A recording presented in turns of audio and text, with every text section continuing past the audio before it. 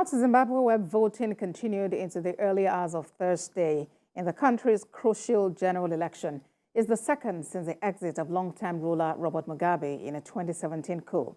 President Emmerson Mnangagwa issued a proclamation on Wednesday evening to permit voting to continue into a second day after delays in delivering ballot papers to many polling units.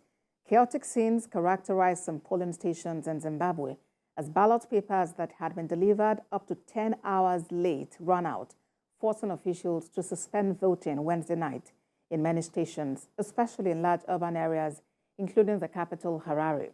Some stations had not received ballot papers by 7 p.m. when voting was scheduled to close.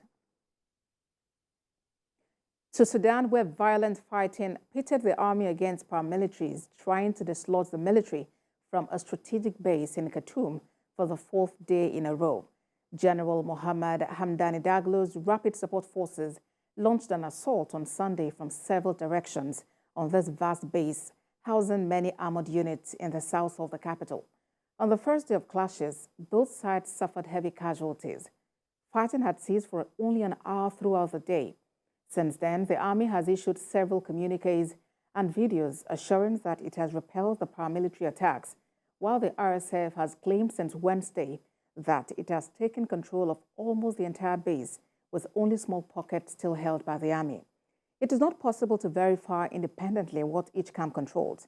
According to the NGO ACLED, the war has claimed almost 5,000 lives, but the real death toll is likely to be much higher, with many areas of the country, mainly in Western Darfur, cut off from the rest of the world without telephone or internet access, and many bodies caught in the crossfire inaccessible.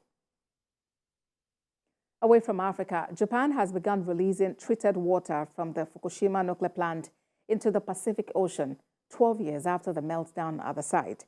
The UN's atomic regulator says the discharge meets safety standards and will have a negligible impact on humans and the environment.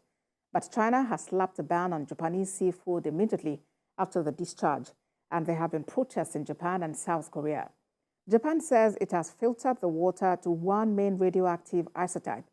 Tritium can't be removed from water, so it has been diluted. The tritium limit of the Fukushima water released is 1,500 becquerel per liter, which is 6 times less than the World Health Organization's limit for drinking water.